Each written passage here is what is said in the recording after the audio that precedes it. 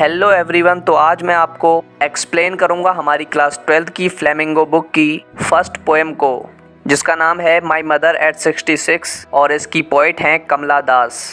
इस पोएम में पोएट हमें एक डॉटर और उनके मदर की बीच के रिलेशन को समझाती हैं। इस पोएम में वो एक्सप्रेस करती हैं अपनी फीलिंग्स अपनी मदर के लिए, जिनकी एज काफ़ी ज़्यादा हो चुकी होती है और पोएट को डर लगा रहता है कि हो सकता है जल्द ही उनकी मदर उनसे सेपरेट हो जाएंगी या फिर उनकी डेथ हो जाएगी।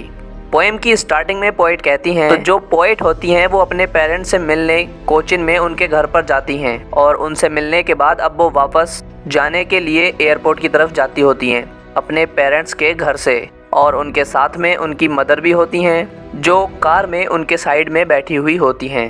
तो पोएट हमें बताती हैं कि जो उनकी मदर उनके साइड में बैठी होती हैं, कार में उन्हें नींद आ गई होती है और उनका जो माउथ होता है वो भी खुला हुआ होता है और उनका जो फेस होता है वो भी काफ़ी डल लग रहा होता है और उनके फेस में बिल्कुल भी एनर्जी नहीं दिख रही होती है, क्योंकि उनकी एज काफ़ी ज़्यादा हो चुकी होती है।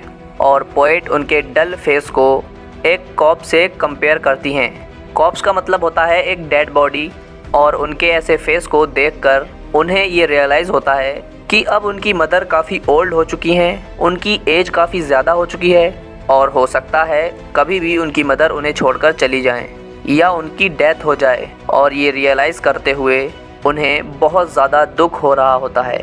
तो क्योंकि पोएट को इतने ज़्यादा दुख हो रहा होता है, इतने ज़्यादा नेगेटिव थॉट्स आ रहे होते हैं उनके माइंड में, तो वो अपने माइंड को डाइवर्ट करने के लिए कार से बाहर की तरफ को देखती हैं। और जब वो बाहर देखती हैं तब उन्हें बहुत ज़्यादा यंग ट्रीज़ दिखते हैं जो कि ऐसा लग रहा था काफ़ी तेज़ी से भाग रहे हैं। और ऐसा ऑथर इसलिए कहती हैं क्योंकि वो उस ट्रीज़ को चलती हुई कार में से देखती हैं और उन्हें ऐसा लगता है कि वो ट्रीज़ पीछे की तरफ भाग रहे हैं। और साथ ही में वो काफ़ी सारे बच्चों को भी देखती हैं जो कि अपने घरों से बाहर निकलकर खेल रहे होते हैं और वो काफ़ी हैप्पी दिख रहे होते हैं।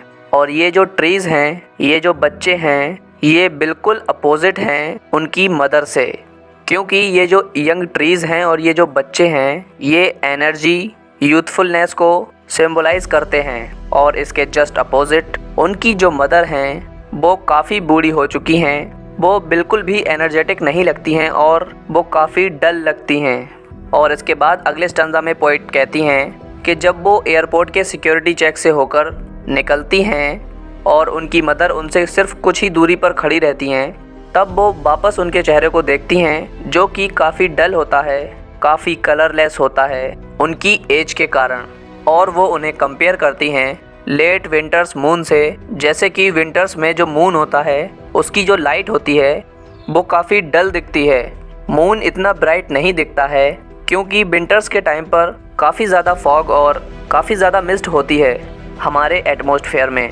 और उसी तरह उनकी जो मदर हैं वो भी काफ़ी ज़्यादा डल लग रही हैं और उनमें भी बिल्कुल भी एनर्जी नहीं लग रही है। और फिर पोएट हमें बताती हैं कि उन्हें अपनी मदर को इस कंडीशन में देखकर अपने चाइल्डहुड फियर की याद आ जाती है।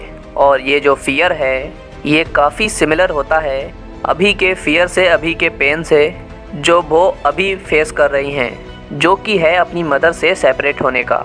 क्योंकि बचपन में भी उन्हें इसी बात का डर होता था कि कहीं वो अपनी मदर को खो ना दें। और इसके बाद पोएट कहती हैं कि भले ही उन्हें कितना ही पेन क्यों ना हो, कितना ही दुख क्यों ना हो रहा हो, पर वो अपने सभी इमोशंस को कंट्रोल करती हैं और अपनी मदर को सी ऑफ करती हैं और उन्हें कहती हैं कि मैं आपसे जल्द ही मिलूँगी अम्मा। और वो उन्हें देखकर सिर्फ स्माइल ही करती हैं और अपनी सारी फीलिंग्स को छुपा के रखती हैं ताकि उनकी मदर को ऐसा नहीं लगे कि वो बहुत ज़्यादा दुखी है। और वो सिर्फ स्माइल करती हैं ताकि उनका भी मूड ख़राब ना हो।